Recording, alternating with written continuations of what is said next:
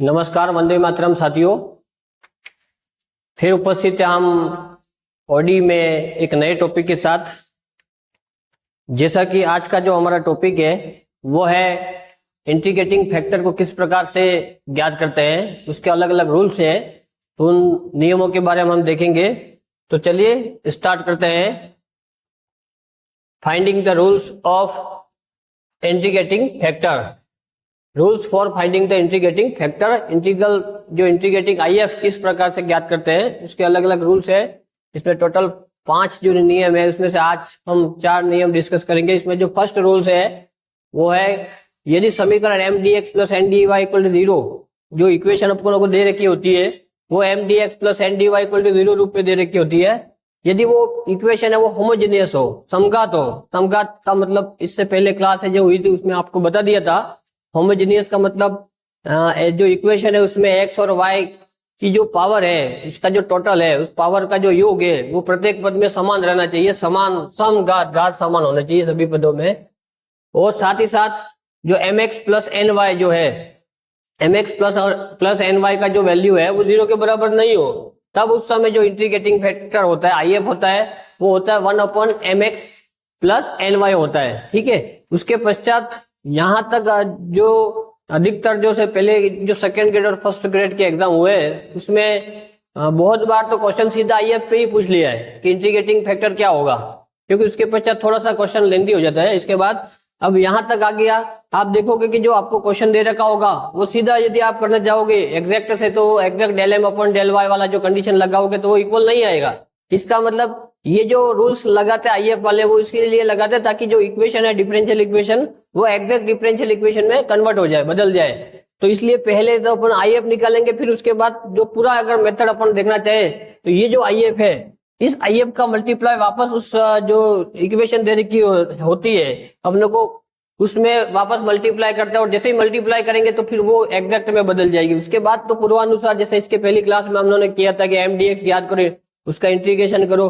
फिर आगे मैंने शॉर्ट ट्रिक से बताया था कि integration of m d x plus integration of n d y free from x वाली जो ट्रिक्स बताई थी आपको, और इक्वल टू सी करके अपन इसका कंप्लीट सोल्यूशन ज्ञात कर सकते हैं। लेकिन आज का जो हमारा पहला नियम ये है कि इंटीग्रेटिंग फैक्टर पे अधिकतर जो क्वेश्चन सीधा पूछ लेगा तो उस समय आप लोग को यहाँ तक ही करना है, आगे पूरा प्रोसेस जो मेथड है नहीं करना है। अब इसको अपन ये जो रूल्स नंबर 1 है उसको अपन क्वेश्चन के द्वारा देखते हैं। जैसे ये क्वेश्चन आपको दे रखा है तो ये क्या है, m d x plus n d y equal to 0 रूप है ये। ठीक है। तो यहां से जो अपने को पता चल गया कि जो m की वैल्यू है वो x square y minus 2x y square है। उसी प्रकार जो n की जो वैल्यू है एन डी वाई होता है, प्लस होता है बीच में, ये कि यहाँ माइनस है, इसका मतलब आप लोग को विथ साइन लेना है इसमें। तो माइनस का x cube minus 3x square y, या और आगे करना चाहो तो इस माइनस को अंदर मल्टीप्लाई कर दो, तो ये हो गया माइनस का एक्स क्यूब, ये minus minus plus 3x square y. ठीक है। अब ये एन एम है और ये एन है। अब जब सीधा अगर यदि अपन यहाँ पे देखने जाओगे तो इंटीग्रेटिंग वाले जो क्वेश्चन है इसमें जैसे अपन del M upon del y यहाँ पे ज्ञात करें, तो ध्यान से देखना, यहाँ पे del M upon del y इसमें वाई के सापेक्ष पार्शियल करें तो यहाँ पे वाई के सापेक्ष, तो ये वाई तो वेरिएबल हो गया, इसका मतलब एक्स स्क्वायर, तो एक्स वाली जो टर्म है वो कांस्टेंट मानी जाएगी, तो एक्स स्क्वायर इंटू 1, यहाँ से हो गया एक्स स्क्वायर इंटू वाई के सापेक्ष करें। ठीक है। माइनस यहाँ से y के सापेक्ष करेंगे तो y स्क्वायर का 2y हो गया, और ये तो एज इट इज रहेगा क्योंकि कांस्टेंट टर्म है, तो माइनस का 2x एज इट इज रहेगा, माइनस का 2x एज इट इज रहेगा, और y स्क्वायर का 2y हो गया। इस प्रकार से ये हो गया एक्स स्क्वायर माइनस 4xy हो गया। ठीक है। एक्स स्क्वायर माइनस 4 होगा। इसी प्रकार del n upon del x करे, del n upon del x करे, ये दे रखा आप लोग का n माइनस एक्स क्यूब, यहाँ पे ही कर देते हैं, चलो del n upon del x करे तो ये x के सापेक्ष करेंगे तो minus as it is 3x square, इसका डिफरेंशियल करेंगे तो अब y तो कांस्टेंट एज इट इज रहेगा, और 3 भी कांस्टेंट, इसको भी आगे ले लो, 3y कांस्टेंट है और x स्क्वायर का 2x हो गया।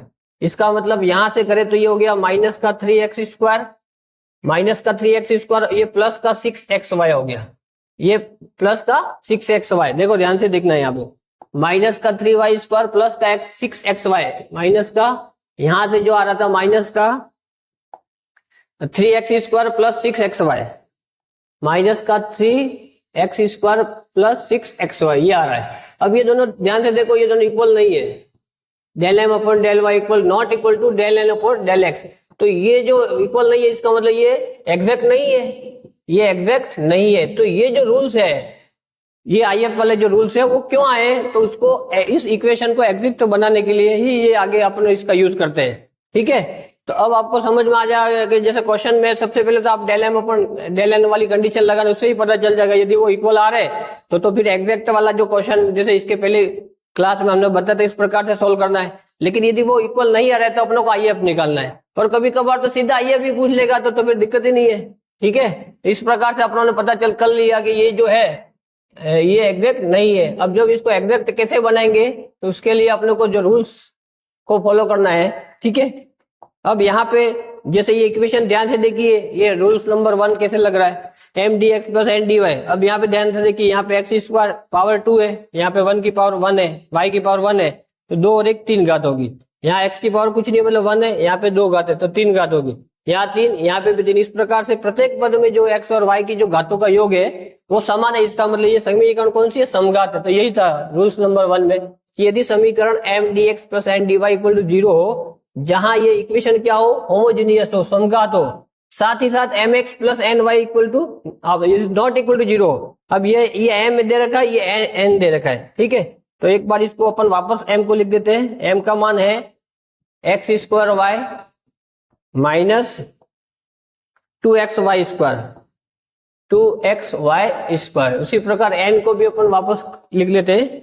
एन की जो वैल्यू है वो minus x cube plus 3x square y, minus x cube plus 3x square y. ठीक है, अब यहां से अपन होमोजेनियस तो है, अब m x plus n y करते हैं। एम एक्स का मतलब ये एम में एक्स की मल्टीप्लाई करते ही x cube y minus 2x square y square हो गया। ठीक है, प्लस एन वाई, अब एन में वाई का मल्टीप्लाई करोगे, जब वाई का मल्टीप्लाई करके इसमें जोड़ेंगे तो ये तो ऑलरेडी माइनस है, इसका मतलब ये एक्स क्यूब वाई हो गया, प्लस इसमें वाई का मल्टीप्लाई करके जोड़ेंगे तो ये हो गया। ठीक है, अब इसको जब m x plus n y करेंगे, m x plus n y, तो यहां से ये माइनस का 2 है, ये प्लस का 3 है, ये तो कट गया, देखो ध्यान से, ये तो कट गया।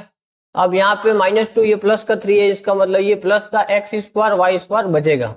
अब अपना जो आई एफ क्या होता है, आई एफ इंटीग्रेटिंग फैक्टर जो होता है वो 1/mx प्लस एन वाई होता है रूल्स नंबर 1 के अकॉर्डिंग। इसका मतलब इसका आई एफ हो गया एक्स स्क्वायर वाई स्क्वायर।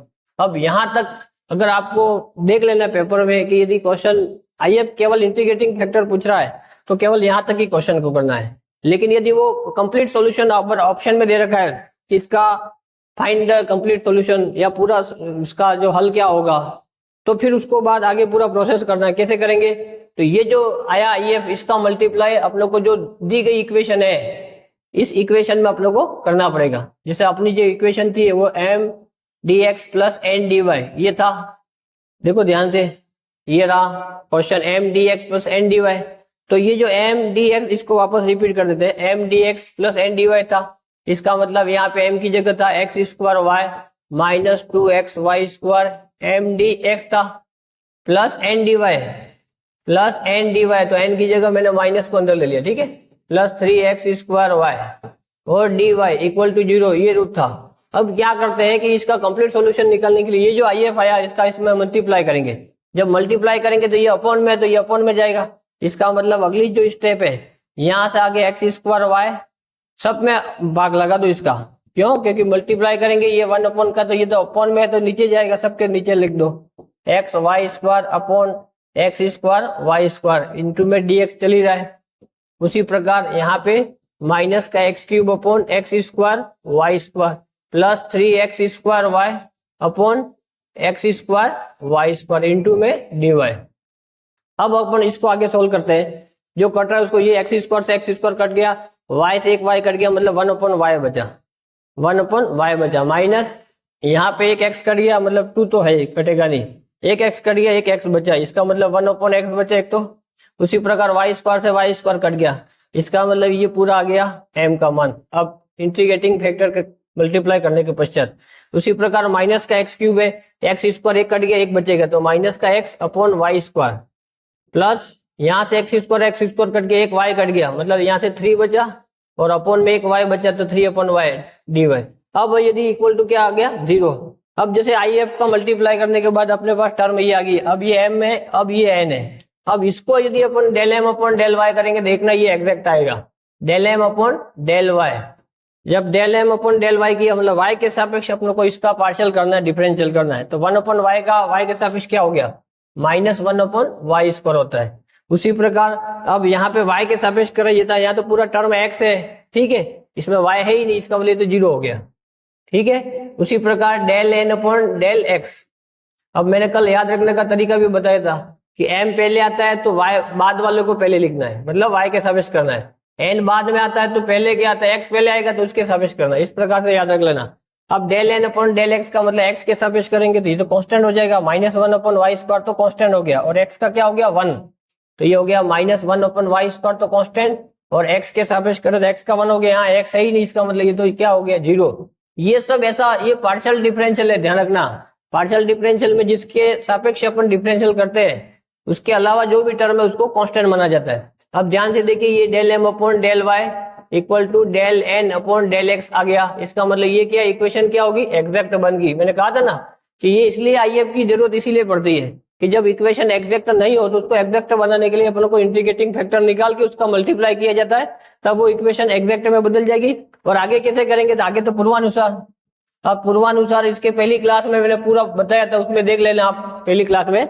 उसमें जैसे आपको बताया था, सबसे पहले एम डी एक्स निकालेंगे, एम का मान दे रखा, अब अपनों को एम ये लेना है, ये नहीं लेना है, ठीक है, क्योंकि कन्वर्ट करने के पश्चात एम ये आया, ये एम है और ये एन है, तो एम डी एक्स। अब इंटीग्रेशन एम डी एक्स है, तो अब मैंने कहा था जब डी एक्स एक्स के सापेक्ष समाकलन करें तो उस समय जो वाई को क्या माना है, कांस्टेंट मानना है, ठीक है। तो अब एम डी एक्स का मतलब ये हो गया 1 अपॉन वाई माइनस का 2 upon x into D x, और वाई को कांस्टेंट मानेंगे तो 1 अपॉन वाई तो बाहर आ जाएगा, मल्टीप्लाई करो डी एक्स -2 तो बाहर आ जाएगा, यहाँ पे डी एक्स का मल्टीप्लाई करो डी एक्स अपॉन एक्स हो गया, तो यहाँ से जो हो गया वो 1 अपॉन वाई डी एक्स का हो गया एक्स, इसको एक्स को लिख दो, -2 डी एक्स अपॉन एक्स हो गया लॉग एक्स, तो ये एम डी एक्स आ गया, ठीक है। उसी प्रकार लास्ट में जो मैंने शॉर्ट ट्रिक बताई थी कि अंतिम में क्या करेंगे कि एम डी एक्स प्लस, यहाँ से जो आपको बताया था अगली स्टेप में, लास्ट में मैंने कहा था एम डी एक्स प्लस, अगली क्लास में देख लेना पूरा डिटेल बता रखा है, एन डी वाई,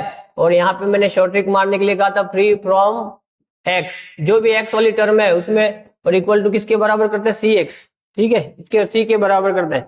तो यहाँ से जो है x upon y -2 log x, x upon y -2 log x plus, अब यहाँ पे एन डी वाई का मतलब एन में जो फ्री फ्रॉम एक्स, जो भी टर्म एन वाली है ये, उसमें एक्स वाले को छोड़ देना, बाकी जो बचा उसी को लिखना है। अब यहाँ एक्स है, इसको छोड़ दो, यहाँ पे 3 अपॉन वाई आया, तो 3 upon y integration 3 upon y into d y, और इक्वल टू सी चल ही रहा है, तो ये हो गया x upon y -2 log x plus 3 तो बाहर आ गया, डी वाई अपॉन वाई का लॉग वाई हो गया, log y equal to c. ये इसका कंप्लीट सॉल्यूशन होता है। यदि देख लेना प्रश्न में केवल इंटीग्रेटिंग फैक्टर पूछा है तो आपको आगे तक ही करना है, केवल यहाँ तक ही करना है, यहाँ तक ही करना है। इससे भी पूर्व की जो थी पद ये वाला, अगर केवल आपको यहाँ तक आई एफ जैसे तो सीधा ये m x plus n y वाला, ये वाला आई एफ यहाँ तक ही करना है केवल। और यदि आपको कंप्लीट सॉल्यूशन पूछा तो फिर ये आगे प्रोसेस ये पूरा कंप्लीट करना है, ये और यहाँ तक आएगा, ठीक है, ये इसका कंप्लीट सॉल्यूशन हो गया। इस प्रकार से ये रूल्स नंबर फर्स्ट जो है वो आज हमने कंप्लीट कर लिया है। एक बार वापस बता देते हैं कि यदि इक्वेशन, ये इंटीग्रेटिंग फैक्टर वाला रूल की जरूरत इसलिए पड़ती है कि यदि इक्वेशन एग्जैक्ट डिफरेंशियल इक्वेशन नहीं हो तो उसको एग्जैक्ट बनाने के लिए इसका उपयोग किया जाता है। अब एग्जैक्ट बनाने के लिए क्या करेंगे, सबसे पहले तो अपन जो क्वेश्चन के हिसाब से del M upon del Y से कंडीशन देख लेना, अगर नॉट इक्वल टू आ रहा है तो अपन एग्जैक्ट नहीं है, इसका मतलब अपन को आई एफ का यूज करना है। अब आई एफ पहले जो रूल नंबर 1 क्या कहते हैं कि जो दी गई इक्वेशन यदि वो होमोजीनियस है, समघात है, और उसमें यदि m x plus n y की नॉट इक्वल टू 0 है तो उसका जो आई एफ होता है इंटीग्रेटिंग फैक्टर वो होता है 1 upon m x plus n y होता है। वो आगे निकाल के फिर उसके बाद दी गई इक्वेशन में वापस उसका मल्टीप्लाई करते हैं, और मल्टीप्लाई करने के बाद जो इक्वेशन प्राप्त होगी वो एग्जैक्ट डिफरेंशियल इक्वेशन प्राप्त हो जाएगी। और उसके बाद तो पूर्वानुसार जैसे अभी बताया आपको और पहली क्लास में भी बताया था, इस प्रकार से आपको सॉल्व करना है, ठीक है। तो अब यहाँ पे रूल्स नंबर सेकेंड, अब रूल्स नंबर सेकेंड, थर्ड और फोर्थ में थोड़ा तो चेंजेस है। यदि समीकरण m d x plus n d y equal to 0 दे रखा है, अब यहाँ पे जो है उसमें जो सेकंड रूल्स क्या कहता है कि जो इक्वेशन इस रूप में हो एफ एक्स वाई, मतलब जो function of x y x और वाई में फंक्शन दे रखा, लेकिन बाहर क्या हो, वाई डी एक्स हो, plus f two x y और बाहर क्या हो, x d y equal to 0 रूप में हो, तथा तब m x minus n y जो है, पहले m x plus n y था, अब यहाँ m x minus n y है, वो नॉट इक्वल टू 0, 0 के बराबर नहीं हो, तब उसका जो आई एफ होता है, इंटीग्रेटिंग फैक्टर होता है, वो होता है 1 upon m x minus n y होगा। और आगे तो फिर क्या करेंगे, पूर्वानुसार जैसे अभी किया था इस प्रकार सॉल्व करेंगे। जैसे इस क्वेश्चन को देख लीजिए, इससे अपन क्वेश्चन के माध्यम से इसको रूल्स नंबर सेकंड को देख लेते हैं। अब यहाँ पे जैसे इसमें जो डी एक्स है, तो इसको याद कैसे रखे, डी एक्स के साथ वाई आएगा और वाई के साथ एक्स आएगा, ऐसे याद रख लेना। तो यहाँ से जैसे एक्स होगा तो कॉमन आ जाएगा, अगर ये वाली जो रूल्स काम करेगा तो कॉमन आएगा फाइनल। अब यहाँ पे वाई कॉमन आ रहा है, देखो ध्यान से, दोनों में वाई है तो वाई को बाहर ले लिया, एक्स वाई बचा यहाँ से 2x², एक वाई बाहर आ गया, वाई डी एक्स आ गया, प्लस अब यहाँ पे डी वाई है तो एक्स आएगा बाहर, इसका मतलब एक एक्स बाहर ले लिया, माइनस x² y² और x dy इक्वल टू 0। ध्यान से देखिए ये वाला प्राप्त हो गया, फंक्शन ऑफ एक्स वाई, तो ये एक्स वाई वाला फंक्शन ये पूरा आ रहा है, वाई डी एक्स बाहर आ रहा है, फिर ये भी एक्स वाई में फंक्शन आ रहा है, एक्स डी वाई बाहर इक्वल टू 0। तो यहाँ से इसका मतलब ये क्या हो गया, m, ठीक है, ये क्या हो गया एम एक्स, ये m x minus n y करते हैं, यहाँ पे अपने को ये तो फॉलो कर रहा है। अब यहाँ पे ये पूरा m था, ये n था, तो अब दूसरी जो कंडीशन है m x minus n y करते हैं, ठीक है।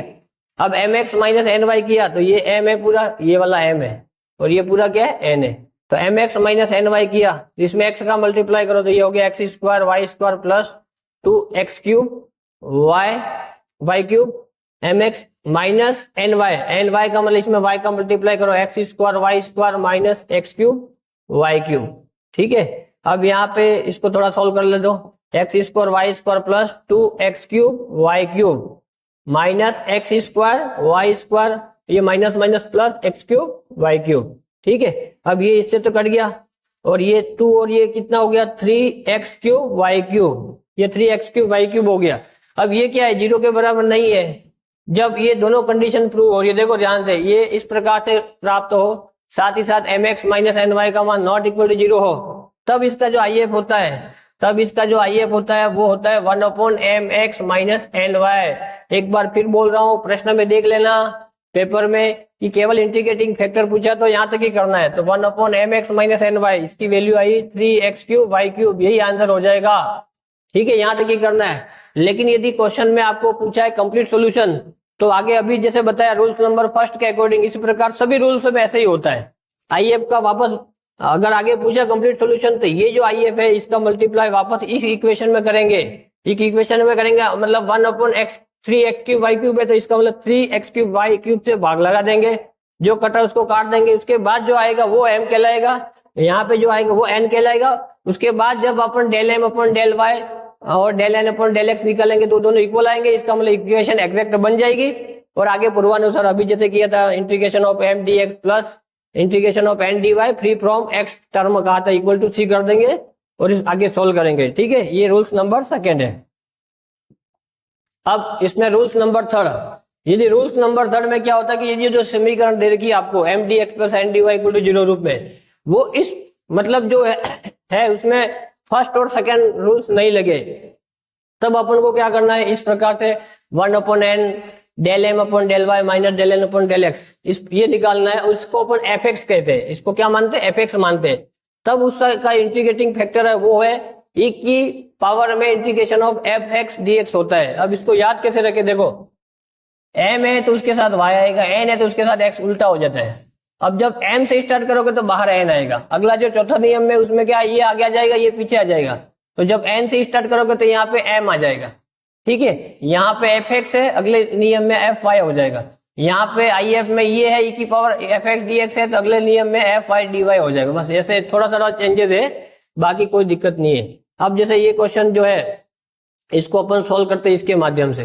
अब ये जो क्वेश्चन है जैसे वहां इस y सेकेंड रूल से भी हो रहा है, ये देखो ध्यान से, y कॉमन आ रहा है, y dx x कॉमन आ रहा है, लेकिन अपन इसको थर्ड रूल से भी कर सकते हैं। अब थर्ड रूल कब लगाना है, जब यहाँ पे ये थोड़ा सा दिमाग में ये भी है कि सर ये रूल्स नंबर थर्ड और फोर्थ दोनों इक्वल है, जैसे यहाँ पे n है तो चौथे में m आएगा, यहाँ m है तो वहाँ n आएगा, ये पहले आएगा ये बाद में आएगा चौथे नियम में। तो n का भाग कब लगाना है, या m का मतलब m से डिवाइड कब करना है, तो उसका एक थोड़ा सा जो भी छोटा हो, जैसे यहाँ पे n वाली टर्म छोटी हो तो ये वाला रूल्स लगाना है, m वाली टर्म छोटी हो तो चौथा रूल्स लगाना है। ठीक है, अब यहाँ पे दोनों दो टर्म दोनों में आ रही है तो कोई भी लगा दो, कोई दिक्कत नहीं, दोनों से हो जाएगा क्वेश्चन।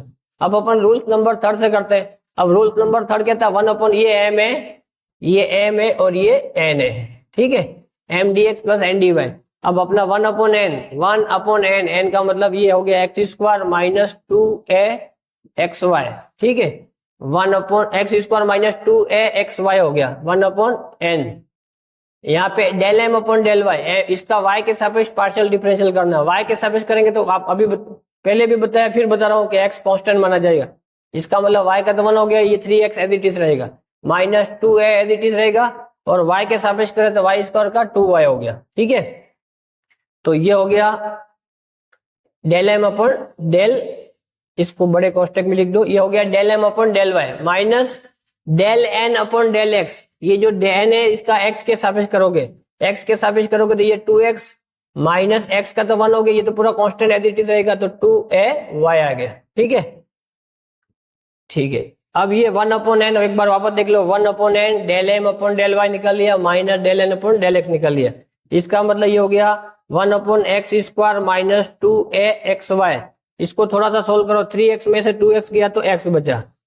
ठीक है, प्लस का यहाँ पे हो गया 4ay माइनस का, ये माइनस माइनस प्लस 2ay, यहाँ से प्लस माइनस का 4ay, ये माइनस गुना प्लस 2ay, इसका मतलब माइनस का बचेगा तो माइनस का 2ay बचेगा।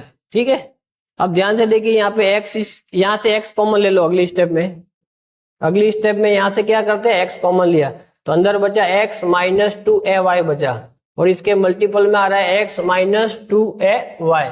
अब ये इससे कट गया, इसका मतलब केवल क्या बचा 1 अपॉन एक्स बचा, और ये जो 1 अपॉन एक्स इसी को क्या बोलते हैं fx, इसका मतलब fx की जगह आ गया 1 अपॉन एक्स।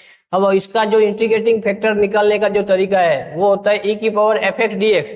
fx dx का मतलब 1 अपॉन एक्स इंटू dx, इसका मतलब ये dx upon x log x हो गया। अब log बेस e होता है, ये तो 1 होता है, इसका मतलब आंसर कितना हो गया, if का मान x हो गया।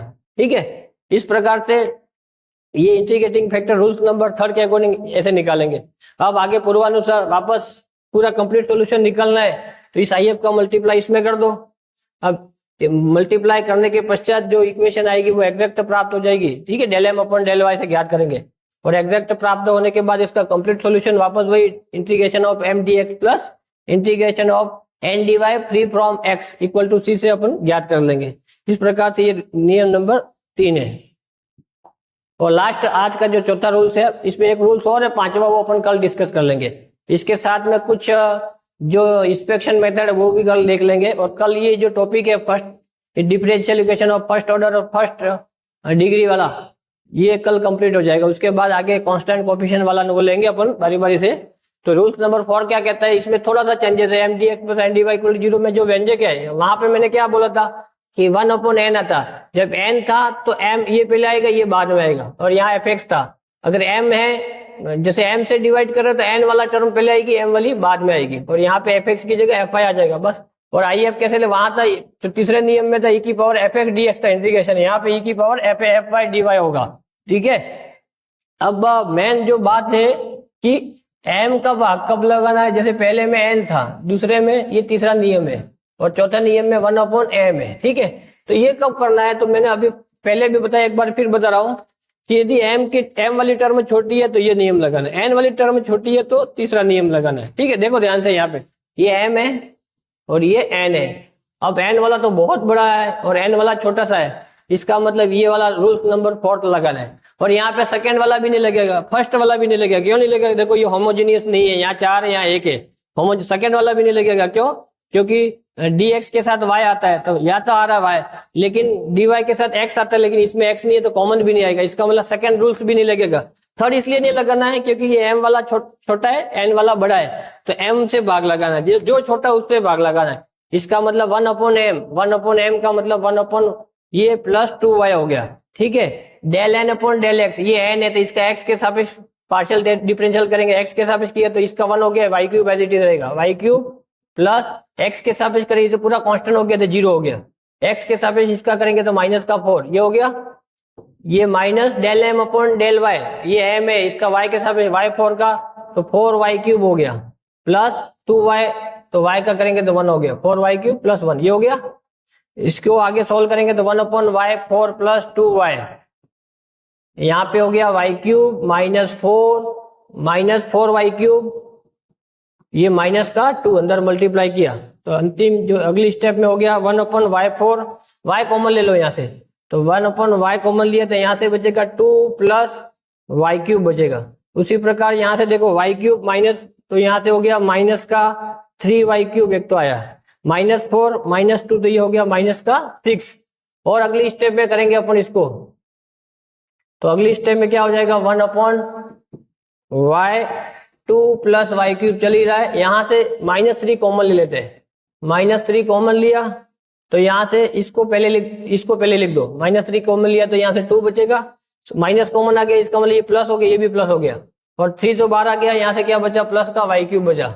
अब ये इससे कट जाएगा, ठीक है, इसका मतलब -3 अपॉन वाई बचा, और इसी को क्या बोलते हैं fy बोलते हैं। और इसका IF निकालने के लिए क्या करते हैं, IF बराबर होता है e की पावर fy dy होता है, fy dy equal to e की पावर fy dy का मतलब माइनस का 3 अपॉन वाई dy, और माइनस का 3 अपॉन वाई को इसको इसी लिखते हैं, -3 बाहर ले लिया, dy upon Y log y। अगली स्टेप में ये जो है लास्ट स्टेप यहाँ कर रहे हैं, इस -3 को ऊपर चढ़ा दो तो log y की -3, ये बेस ही तो 1 हो गया, इसका मतलब 1 अपॉन y³, ये क्या हो गया IF हो गया, इंटीग्रेटिंग फैक्टर हो गया। तो क्वेश्चन देख लेना, IF तक पूछा था, यहाँ तक ही करना है। उसके बाद कंप्लीट सॉल्यूशन कहे तो वापस वही जो स्टार्ट से बोला है, पहला दूसरा तीसरा नियम में, ये IF का मल्टीप्लाई इसमें करेंगे, फिर जो इक्वेशन एग्जैक्ट में बदल जाएगी और फिर पूर्वानुसार हल करेंगे। इस प्रकार से आज हमने, यदि इक्वेशन एग्जैक्ट डिफरेंशियल इक्वेशन नहीं है तो उसको एग्जैक्ट में बदलने के लिए इंटीग्रेटिंग फैक्टर जो मेथड है उसका यूज करते हैं। और इंटीग्रेटिंग फैक्टर ज्ञात करने के टोटल 5 रूल्स है, उसमें से 4 रूल्स हमने डिस्कस कर लिए, फर्स्ट सेकेंड थर्ड फोर्थ, चार रूल्स आपको बता दिए। तो इस पर क्वेश्चन बन सकता है। ये जो टॉपिक है वो सेकेंड ग्रेड में भी है, फर्स्ट ग्रेड दोनों में पूछा जाता है। इस क्लास को आप ध्यान से एक बार फिर से देख ले। आप इन क्लासों को ज्यादा से ज्यादा प्रसारित करें और हमारे जो चैनल है उसको लाइक करें, चैनल को सब्सक्राइब करें, ठीक है, शेयर करें। एक बार पुनः आप सभी का धन्यवाद। जय हिंद, जय भारत।